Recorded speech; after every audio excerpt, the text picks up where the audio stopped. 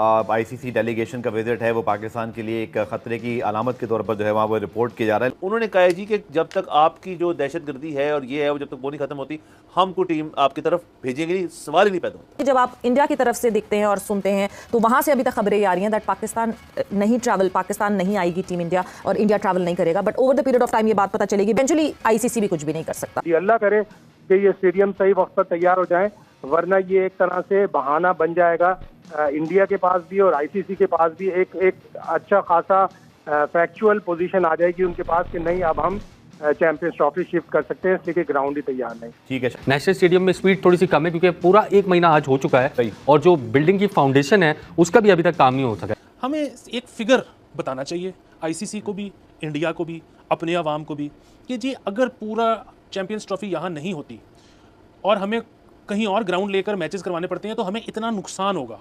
वो नुकसान इंडिया भर दे, वो नुकसान आईसीसी भर दे, तो हमारी तरफ से वो नमीबिया में मैच करवा लें। हमेशा मैं ये कहते रहा हूँ कि जब तक बीजेपी पावर में है भारत की टीम पाकिस्तान नहीं आएगी।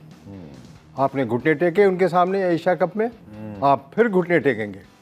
मेरी ये प्रेडिक्शन है, पर जाता हुआ दिखाई दे रहा है मैं आप बिल्कुल वही होगा। और अगर इन्होंने फिर घुटने टेके तो आप समझ लीजिए कि पाकिस्तान की क्रिकेट को शर्मिंदगी का सामना पूरी दुनिया के सामने फिर करना पड़ेगा। One of the routine tours है, उससे पहले भी 3 टूर हो चुके हैं, ये चौथा टूर है। आप क्या समझते हैं जो स्टेडियम की इस वक्त कंस्ट्रक्शन और रेनोवेशन चल रही है, क्या इस पर कोई है वाकई जिस तरह इंडियन मीडिया समझ रहा है कि कुछ नेगेटिव इम्पैक्ट है, या सिर्फ एक रूटीन का टूर है और उसके बाद फिर चीज़ें अपने ट्रैक पे होंगी? यकीनन उनके मुकद्दम ये चीज़ भी होगी कि पाकिस्तान में जो 3 स्टेडियम चैंपियंस ट्रॉफी के लिए मख्तस किए गए हैं उनके ऊपर कंस्ट्रक्शन का काम चल रहा है और ये एक तरह से रेस अगेंस्ट टाइम है। जब हमें 2021 में चैंपियंस ट्रॉफी मिली थी, उसमें रमीज राजा पाकिस्तान क्रिकेट बोर्ड के चेयरमैन थे, लेकिन अभी हमें चैंपियंस ट्रॉफी मिली 2 महीने बाद, दिसंबर 2022 में वो हटा दिए गए।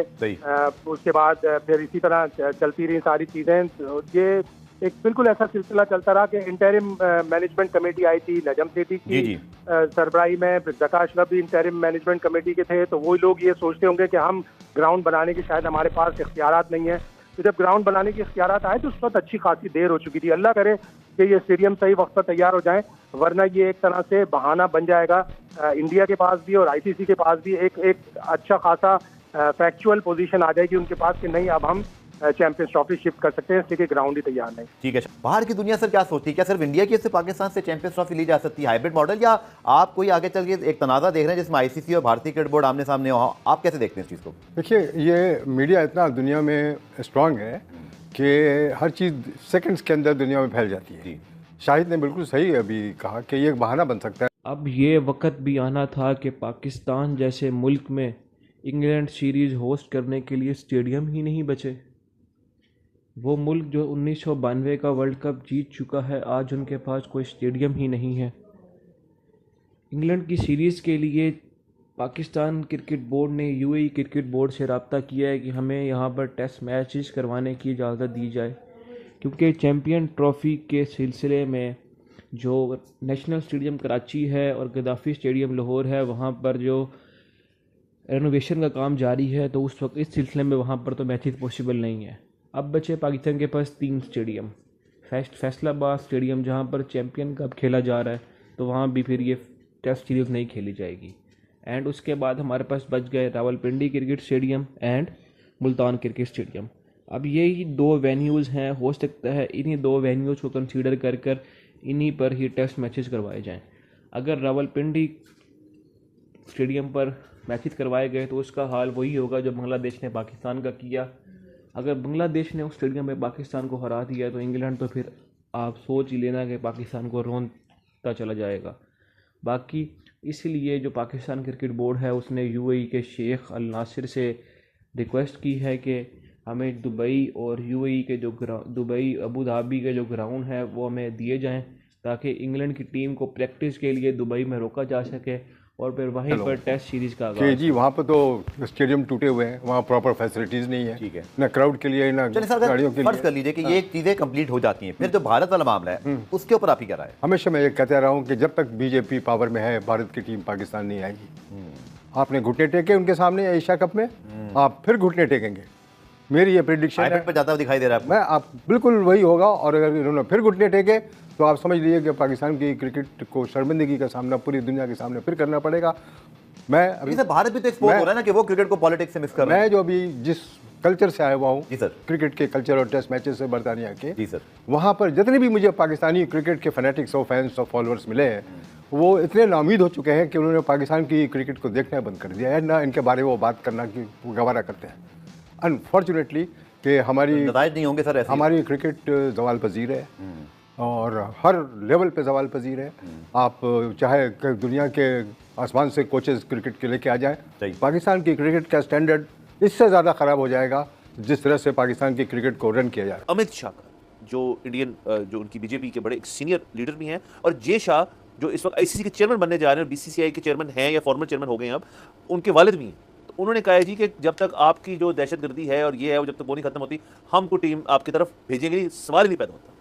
बुनियादी तौर पे मसला ये है कि मेरा ख्याल तो ये है, गलत हो सकता है, ज़ाती राय है, कि बजाय कि हम इतना ज़्यादा पुश कर रहे हैं कि यहीं होगी, सारे मैच यहीं होंगे, हमें एक फ़िगर बताना चाहिए आईसीसी को भी, इंडिया को भी, अपने आवाम को भी, कि जी अगर पूरा चैम्पियंस ट्रॉफी यहाँ नहीं होती और हमें कहीं और ग्राउंड लेकर मैचेस करवाने पड़ते हैं तो हमें इतना नुकसान होगा।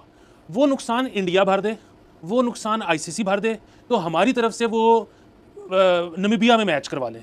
अगर वो नुकसान हमें पड़ना है तो then there is a problem. जहाँ तक ये फोर्स करने वाली बात है ना कि जी नहीं यहीं होंगे, अगेन मतलब आप उनको कहे जी कि पैसों का नुकसान है ना, भर दें। अगर वो भर देते हैं तो ठीक है, अगर आप वैसे फोर्स करते हैं ना तो वो फिर वही बात है ना कि यार मैच है, अगले का दिल करेगा तो खेलेगा, नहीं दिल करेगा तो नहीं खेलेगा, आप इसको फोर्स कैसे करोगे। इस वक्त आपको पता है सबसे बड़ा बुनियादी मसला जो बना हुआ है कि इंग्लैंड के साथ हमारी सीरीज़ है और वो शायद पाकिस्तान में नहीं हो सकती। उसकी वजह ये है कि आपके जो 2 ग्राउंड्स हैं वो इस वक्त ज़ेर तामीर हैं और कराची लाहौर, और बाकी ग्राउंड्स में आप मैच करवाना नहीं चाहते। आप पेशावर में नहीं मैच करवाना चाह रहे, आप फॉर सम रीज़न मुल्तान में नहीं मैच करवाना चाह रहे, तो अब ये पूरी सीरीज़ भी तो दुबई या कहीं और होगी।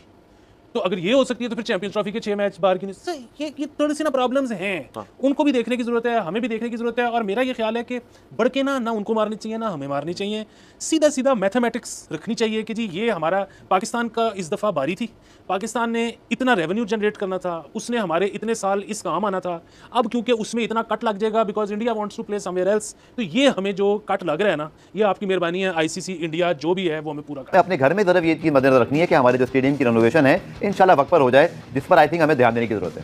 देखें ये अब नेशनल स्टेडियम में स्पीड थोड़ी सी कम है क्योंकि पूरा 1 महीना आज हो चुका है और जो बिल्डिंग की फाउंडेशन है उसका भी अभी तक काम नहीं हो सका है, क्योंकि 31 दिसंबर तक initial deadline Pakistan cricket board ने रखी है। तो मुझे लगता है कि शायद लाहौर और पिंडी ये डेडलाइन मीट कर जाए, लेकिन कराची के लिए मुश्किल होगा क्योंकि बड़ी बिल्डिंग बननी है और साइड पर जो जगह बननी है उसके हवाले से अभी कोई कंफर्मेशन तो नहीं है। शायद भारत आने से इनकार कर दे, उनकी गवर्नमेंट आने से मना कर दे और हाइब्रिड मैचेज जो है वो हाइब्रिड मॉडल जिस तरह एशिया कप में हुआ था वो इंडिया जो है अपने मैचेज दुबई में खेल ले या श्रीलंका में खेल ले, शारजा में खेल ले, इससे ज़्यादा तो कुछ नहीं हो सकता। लेकिन एक बात आईसीसी को ये भी मद्देनजर रखनी पड़ेगी और हमसे ज़्यादा वो जानते हैं, हमसे ज़्यादा ग्राउंड रियलिटीज़ का उनको पता है कि आने वाले 5-6 सालों में इंडिया में 3 आईसीसी इवेंट्स हैं और कल आपने जो रिपोर्ट देखी है तो 34,000 करोड़ रुपए उनको फ़ायदा हुआ है इंडियन गवर्नमेंट को और आईसीसी को भी, जो आईसीसी ने आज फाइनेंशियल रिपोर्ट अपनी शेयर की है, ठीक है, उसमें अब पाकिस्तान अगर नहीं जाएगा तो आपको पता है कि पाकिस्तान के मैचेस से और इंडिया के मैचेस से कितना फ़ायदा होता है। एक इंडियन उसी जो हमारे डॉन अखबार में आज रिपोर्ट छपी है आईसीसी के फाइनेंशियल मॉडल पर, उसी में ये लिखा हुआ है कि इंडिया का जो चैम्बर ऑफ कॉमर्स है उसने ये बताया कि गुज़िश्ता 20 सालों में पाकिस्तान और इंडिया के चंद मैचेस हुए आईसीसी में और उन चंद ही मैचेस से 10,000 करोड़ रुपए का फायदा हुआ है इंडियन बोर्ड को और इंडियन गवर्नमेंट को। तो ये कभी भी नहीं चाहेगा बीसीसीआई कि इतना बड़ा लॉस हमें हो, ये तमाम चीजें देखते हुए वो फैसला जरूर करें। तो जहाँ पे गवर्नमेंट इन्वॉल्व हो जाती है वहाँ पे आईसीसी का काम खत्म हो जाता है। कुछ और बात है, वहाँ तो चले सीरीज नहीं होगी, यहाँ तो क्या करना पड़ेगा? क्या हाइब्रिड पे जाएंगे या कोई 8वीं टीम इंडक्ट करना पड़ेगी? नहीं, हाइब्रिड पे ही जाएंगे क्योंकि देखें पाकिस्तान हो या इंडिया हो, दोनों के बगैर कोई भी आईसीसी इवेंट आप अंदाजा लगा लें क्या हो सकता है, उसका कुछ भी नहीं निकलेगा, उसमें से आईसीसी का इवन लॉस ही होगा उसमें। तो मेरा ख्याल है कि ना इंडिया ना पाकिस्तान दोनों ही होंगे, लेकिन ज़्यादा से ज़्यादा इसमें हो सकता है कि हाइब्रिड मॉडल